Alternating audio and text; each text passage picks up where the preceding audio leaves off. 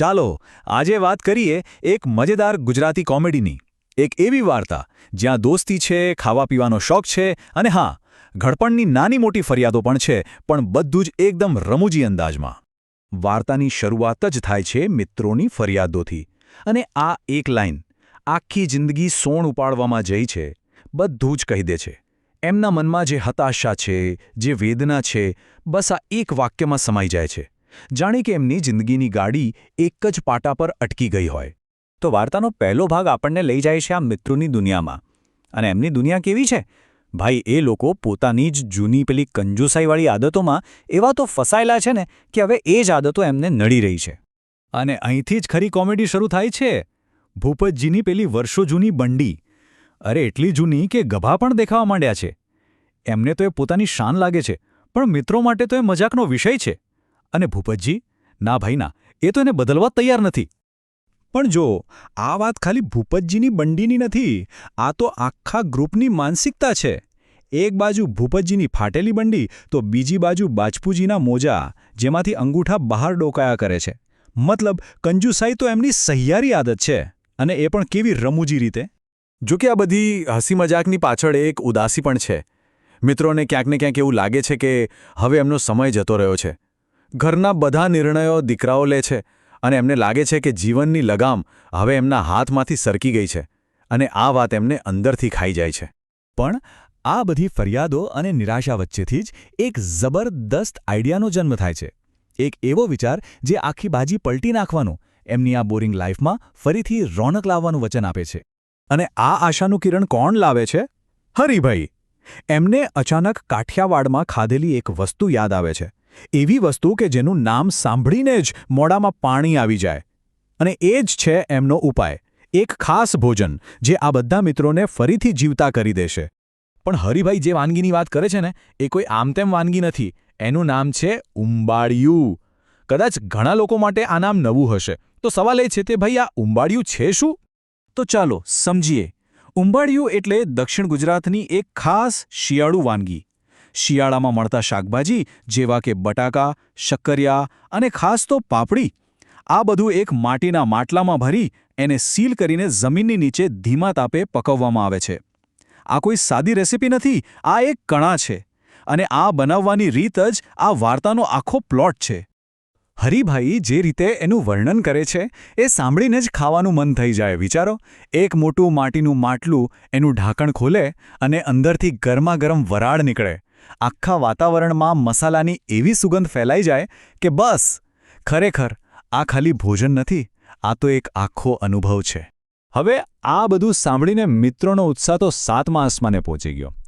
પણ ત્યાં જ એક મોટો પ્રોબ્લેમ સામે આવીને ઊભો રહી જાય છે. સપના તો મોટા મોટા જોઈ લીધા, પણ આ બનાવશે કોણ? કારણ કે એમનામાંથી કોઈને પણ આ ઉંબાડિયું બનાવતા નથી આવડતું. અને જુઓ, આ કોઈ એવી રેસિપી નથી કે યુટ્યુબ પર વિડીયો જોઈને બનાવી નાખીએ. ના, આના માટે તો એક ખાસ કારીગર જ જોઈએ. એક એવો માણસ જેના હાથમાં જાદુ હોય, જે આ પરંપરાગત રીતને બરાબર જાણતો હોય. સારું થયું કે એમના ગ્રુપમાં એક જણ આવા કારીગરને ઓળખે છે. પણ આ કારીગર જરા હટકે છે. એ અત્યંત તોફાની છે, બોલ બહુ કરે છે, અને સ્વભાવે એટલો કડક છે કે વાત ન પૂછો. અને ફોન તો રાખતો જ નથી. બસ અહીંથી જ વાર્તામાં અસલી ટ્વિસ્ટ અને મસાલો શરૂ થાય છે. હવે પ્રોબ્લેમ એ છે કે કારીગર પાસે ફોન તો છે નહીં, એટલે એક મિત્રને એની પાસે રૂબરૂ જવું પડે છે, અને ત્યાંથી ગ્રુપના બીજા લોકોને ફોન કરવો પડે છે.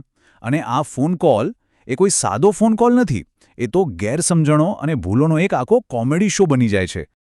કોમેડી તો ત્યારે થાય છે જ્યારે મિત્રો રસોઈ માટેની માટલી માંગે છે અને કારીગર એને અંતિમ સંસ્કારમાં વપરાતી ધૂણી એટલે કે માટલી સમજી બેસે છે. મતલબ વાત ક્યાંથી ક્યાં પહોંચી જાય છે. એક નાનકડી ગેરસમજથી જે રમૂજ ઊભી થાય છે, એ ખરેખર જોવા જેવી છે. અને કરિયાણાનું લિસ્ટ લેવાની કોશિશ તો એનાથી પણ વધારે મજેદાર છે. કારીગર સીધું નથી કહેતો કે શું લાવવાનું છે. એના બદલે એ એવા વિચિત્ર અને અપમાનજનક સવાલો પૂછે છે કે મિત્રો પણ ચક્કરમાં પડી જાય છે. જેમ કે પાપડી કઈ લાવી એ પૂછવા માટે ઢોરના ખોરાક વિશે પૂછે. બોલો હવે, રસોઈયાનો ફોન પરનો પહેલો સવાલ જ સાંભળો. જે રસોઈયો તમારો ઉંબાડિયું બનાવશે તે બોલી રહ્યો છે, તમારા બાબાપુજી જીવે છે કે ગુજરી ગયા? બસ અહીંથી જ વાતચીતનો ટોન સેટ થઈ જાય છે, એકદમ સંઘર્ષાત્મક અને છતાં હસવું આવી જાય એવો. ચાલો તો ઘણી બધી માથાકૂટ પછી ફાઇનલી કારીગર રૂબરૂ આવે છે અને હવે જે ફોન પર બબાલ ચાલતી હતી એ આમનો સામનો થવાની છે. હવે વાર્તાના સૌથી મજેદાર ભાગ માટે સ્ટેજ તૈયાર છે. જેવો કારીગર આવે છે એટલે મિત્રોમાંથી એક, જેનું નામ છે બંકો, એ પોતાનો રોફ જમાવવાને કોશિશ કરે છે.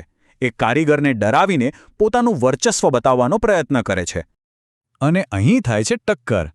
એક બાજુ બંકો કહે છે, મારું નામ બંકો છે, મારી સામે પડતા પહેલાં 7 વાર વિચાર કરજે. તો બીજી બાજુ કારીગરનો સીધો જવાબ, હું કાઠિયાવાડનો કારીગર છું, તારા ગામના મોભેપણાથી મને કોઈ ફેર નથી પડતો. ચાલ ભોજનની વાત કર. મતલબ એકને સ્થાનિક ગૌરવ છે તો બીજાને પોતાના હુનર પર ઘમંડ, અને કારીગરને બંકાની ધમકીઓની કોઈ જ અસર નથી થતી. પણ આટલા બધા ઝઘડા, આટલા બધા અહમના ટકરાવ પછી પણ એક વસ્તુ એવી છે જે બધા પર ભારી પડે છે, અને એ છે ઉંબાડિયું ખાવાની તીવ્ર ઈચ્છા.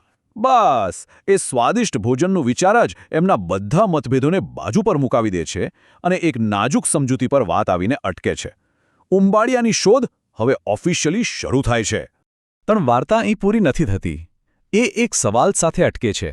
શું આટલા વિસ્ફોટક વ્યક્તિત્વવાળા લોકો ક્યારેય શાંતિથી એકસાથે બેસીને એ સ્વાદિષ્ટ ભોજનનો આનંદ માણી શકશે, કે પછી બધું રફે દફે થઈ જશે? અને આ જ તો આ વાર્તાનો સાર છે કે ક્યારેક મંઝિલ કરતાં એ મંઝિલ સુધી પહોંચવાની સફર જ વધારે રસપ્રદ અને યાદગાર હોય છે.